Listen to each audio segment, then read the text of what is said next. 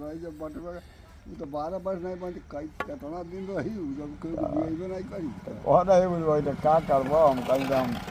वही जानले बानी हम अपना के जानता नहीं काहे तोहरा कौन चीज बतलाई हो जौन बतलावे वाला बात है बतावा तनी मान ला जब खरदूसर से लड़ाई हो गई तो में अकम्पन बच गई है ना अकम्पन इनका से सुपनेखिया से पहले में पहुँच गए रावण अकम्पन औरतियाँ मनवे नहीं पड़े ये कौन गई है कौन गई कंपन हाँ खरदूसर से पहले गई लोग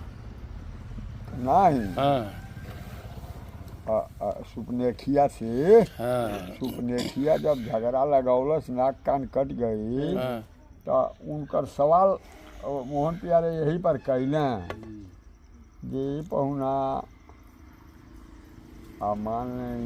सुपनेखिया गैली रहे राम की लगे लक्ष्मण की लगे